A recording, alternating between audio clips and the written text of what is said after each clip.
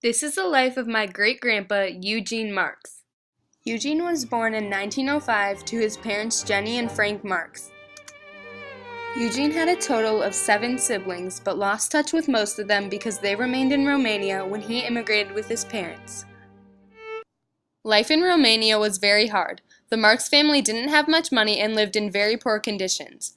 Jenny and Frank decided it was time to immigrate so they could give their children the lives they deserved. They also decided to immigrate because there are much more economic and educational opportunities in America. They also wouldn't be treated differently because of their Jewish beliefs. Eugene immigrated to America in 1907 when he was 2 years old, with his parents Jenny and Frank and his siblings Percy, Rose, and Frida. Eugene settled with his family in Cleveland, Ohio. He went to school all the way through high school but did not have the money to continue on to college.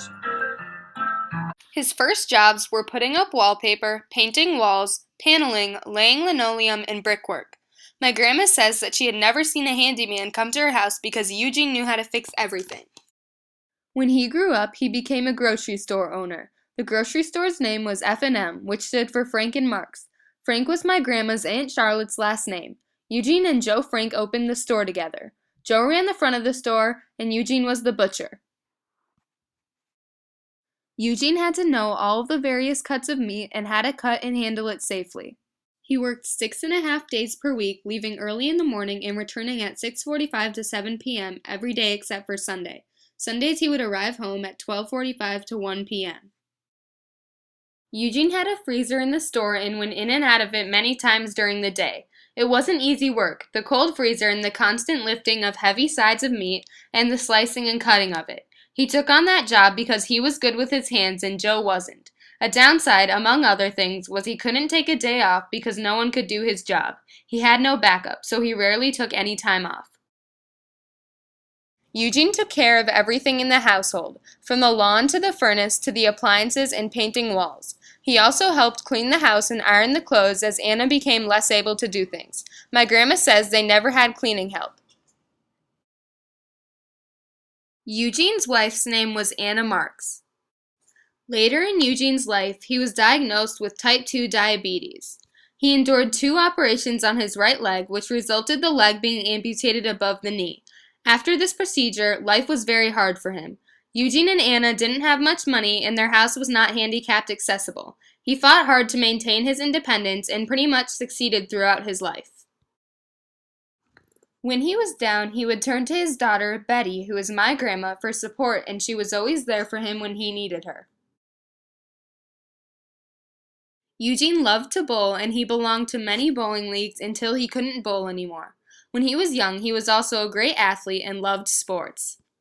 He enjoyed playing music and theater productions. He was often humming and whistling songs.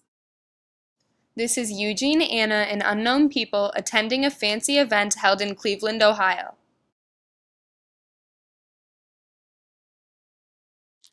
Eugene loved his grandchildren very much. He loved to bring candy and presents to them. Whenever my mom was sick, he would come over and make her a special drink with raw egg, milk, and cocoa powder. He had black salve, which is a black sort of tar stuff, and he believed it cured everything.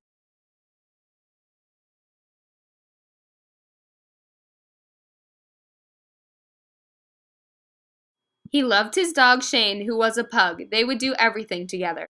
Eugene passed away on December 28, 1985 at age 80.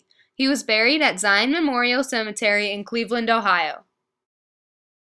After 2 years since my great-grandfather's passing, my mom said that he came to visit her as a ghost during the night because he had never wanted her to leave her hometown, which is Cleveland, Ohio. My mom left Cleveland in order to live with my dad here in Minnesota. Eugene did not approve of her leaving Cleveland, so my mom recalls him sitting on the side of her bed, pointing a finger at her with a stern look. She blinked and he was gone. Eugene was known to be a kind, charismatic, fun, loving, successful person. Although he endured struggles near the end of his life, he remained positive and always saw the good things in every situation he came across.